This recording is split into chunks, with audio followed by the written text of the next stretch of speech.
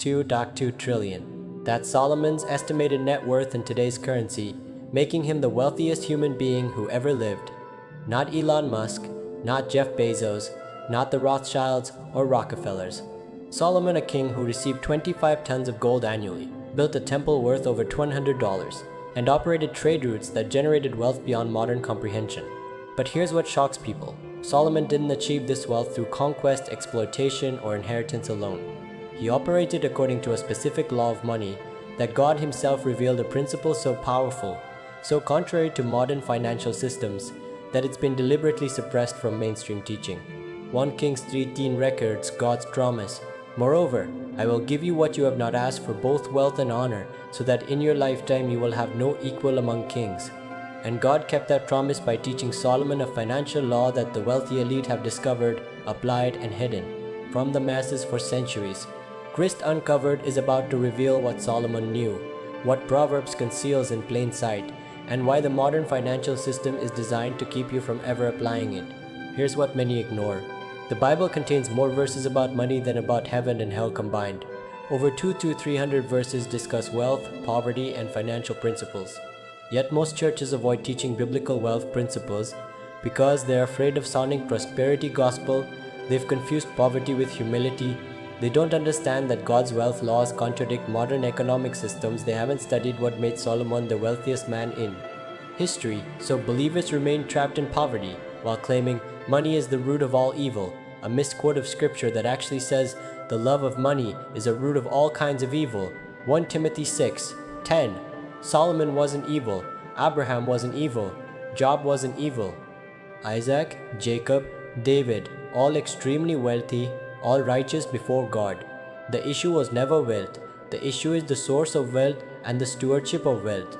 And Solomon mastered both through a law that modern financial institutions have built entire systems to suppress. Let's establish what scripture reveals about Solomon's approach to wealth. When God appeared to Solomon and said, "Ask for whatever you want me to give you," 1 Kings 3:5, Solomon didn't ask for money, he asked for wisdom. Specifically, give your servant a discerning heart to govern your people and to distinguish between right and wrong. 1 Kings 3:9. And God's response reveals the first forbidden law: wisdom is the source of wealth, not labor.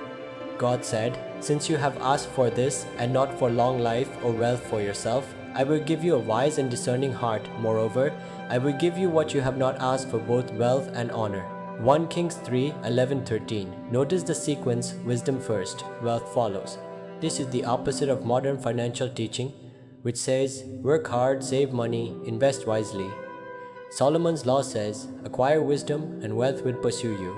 Proverbs 3:13-16 confirms, blessed are those who find wisdom, those who gain understanding, for she is more profitable than silver and yields better returns than gold.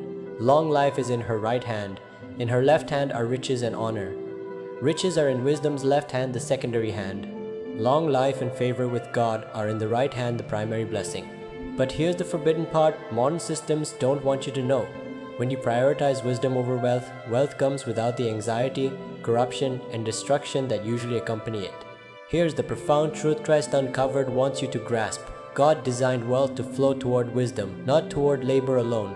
You can work 3 jobs and remain poor. Millions do. You can labor 80 hours a week and barely survive. It happens daily because labor without wisdom is a treadmill. Wisdom with even modest labor creates exponential increase. Solomon wrote, "The wealth of the wise is their crown, but the folly of fools yields folly." Proverbs 14:2-4. Wise people don't just earn money, they attract it, multiply it, and steward it in ways that create generational blessing. This is why Solomon could say, whoever loves money never has enough. Whoever loves wealth is never satisfied with their income. Ecclesiastes 5:10. When you chase money, it runs. When you chase wisdom, money follows.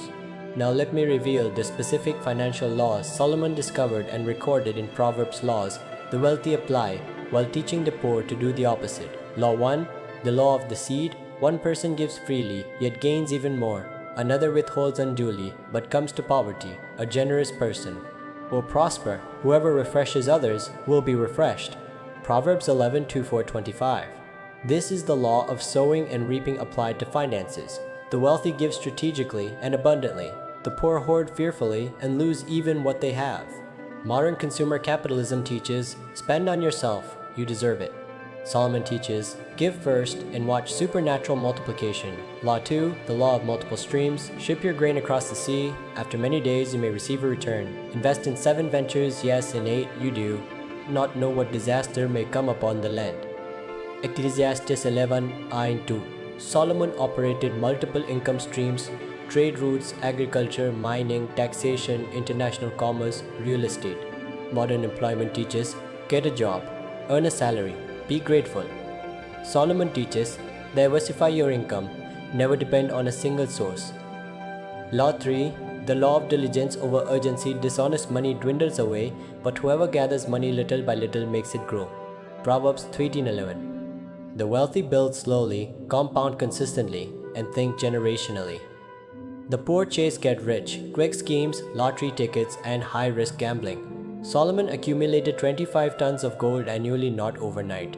Consistent, strategic accumulation over time. Law 4, the law of counsel, plans fail for lack of counsel, but with many advisors they succeed. Proverbs 15:22.